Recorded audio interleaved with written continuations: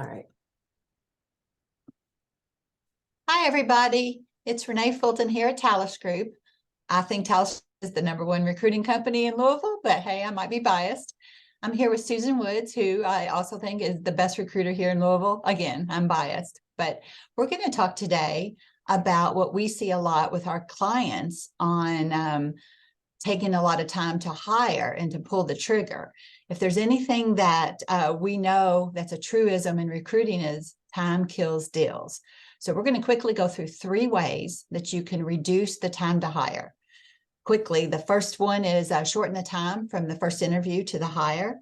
We're going to talk about offers, and we're going to talk about getting them in the building quickly. So Susan, on the first thing, what do you mean about shortening the time from the first interview to the hire? Well, first of all, thank you, Renee, for putting this together because, we want to do these. We'd love to do these every week for you all and for our clients, but we are busy trying to find great talent for you all. So life just gets in the way. But this is a great topic. I know a lot of our clients have had issues with this, and I'm sure you all have as well. But sometimes the interview process gets so long and so many interviews that you lose the candidates. And I'm sure you've experienced that, especially in this market that we're having today. So I would say, two interviews is probably great. If you have a really high level position, maybe VP and up, three interviews might be appropriate.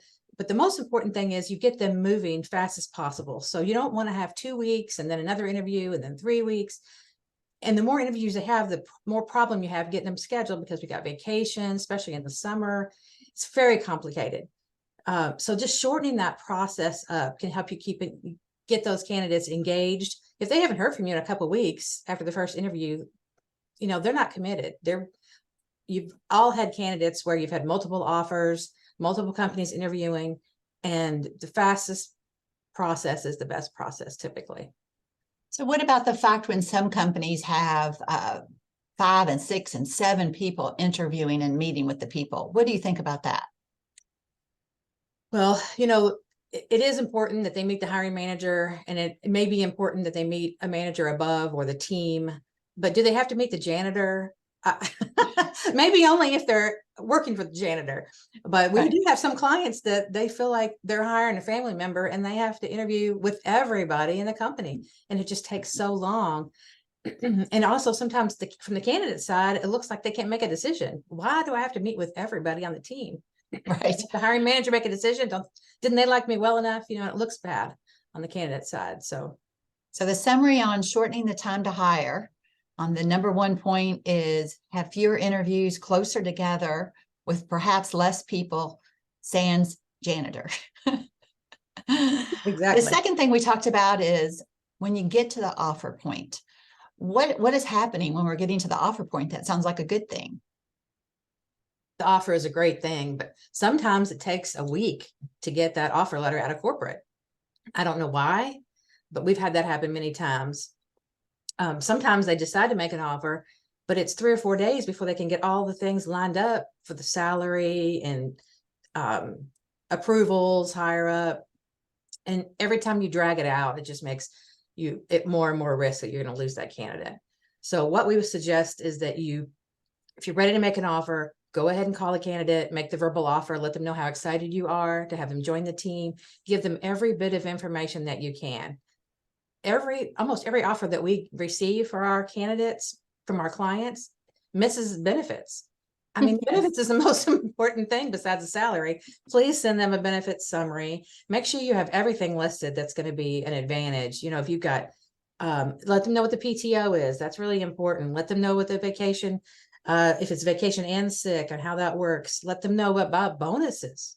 How many times, Renee, did our clients forget to talk about the bonuses, or they don't lay it out in the offer? So many times. Now, if you know what makes working at your company great, don't hide it under a bushel. Tell them, let them know so they can compare appropriately with other offers. I know we've had situations in this office where they've turned one offer down in favor of another, and their reason may be something simple like, oh, well, they had about the same benefits and pay, but this one had a bonus. And you're like, oh, this other job has a bonus too. They didn't tell you. Yes. And I know companies sometimes are afraid to put that in writing, but if you do have a bonus and you've been paying it out for several years, you probably know what an average is. Right. give them as much information as you possibly can. So, and that's in the verbal. And then if the letter's going to be a couple of days, let them know you will have a firm offer in a couple of days by letter, but here's your verbal. It's set, and just call me if you have any questions. And then if it's, give them expectations. It might be 3 or 4 days. And if it gets longer than that, call them. Just keep them engaged in the process. Right. So the second point we wanted to make is when you decide, get on with it. When you decide to make the offer, get that offer out. If it's not out within a day or two, call and make the verbal offer and get all the key points out there, including benefits and any bonuses, anything that sells that job to them. Then the third thing we wanted to punch up is getting them to have a quicker start date. Don't most people have to give 2 weeks, Susan? Absolutely, 2 weeks and sometimes 3 weeks, depending on the level of the position. But it's important to get them engaged as fast as possible. So if something happens that you need to have them start in a month, sometimes we've had the situation where they don't have the computer ready, they've got their hiring managers on vacation, or the candidate wants to take a vacation in between. There are ways to shorten up that process, or there are ways to keep them engaged during that process. I know you guys, if you're an HR person, you have great processes from your onboarding, the time that person steps their toe in your company, to the first 120 days to make sure they're engaged, because that's critical. That's a critical time that you could lose them. But during the time of offer and the time they get their foot in your door is also a very vulnerable time where somebody else could come along and sweep them away and you could lose them. I mean, how many of us have experienced where a person accepted an offer and then on their start date, they didn't show up because they took another offer? So there's things like, we have a client that sends them a gift basket, welcoming them to the team, and they get that before they come on board, like a week before.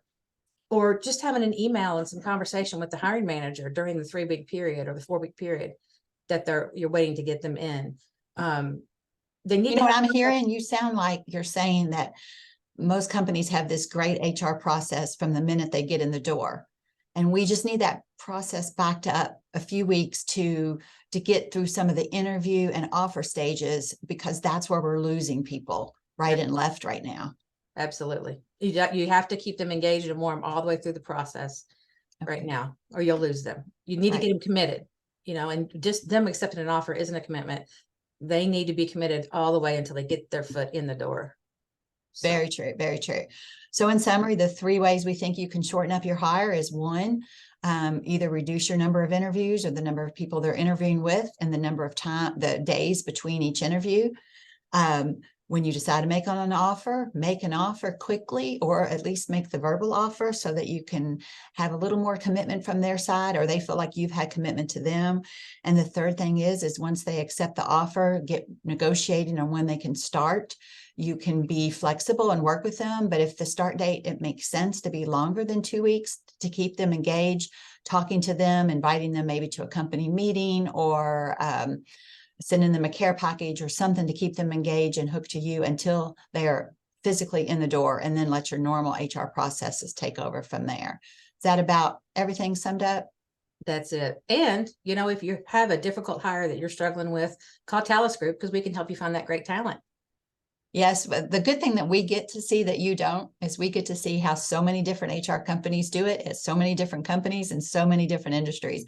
So we see the good, bad, and ugly, and we've been able to alter our processes to kind of be the best, the cream of the crop of all of those processes. So thanks everyone for the few minutes to go through these steps. These steps could actually save you a lot of time if you lose hires. And if you're working with us, it has certainly helped us not to lose those hires. We do everything we can to get them into your door. But these are the steps that will help have that happen. So again, I'm Renee Fulton with Talis Group, and this is Susan Woods with Talis Group. Have a great day. See you next time.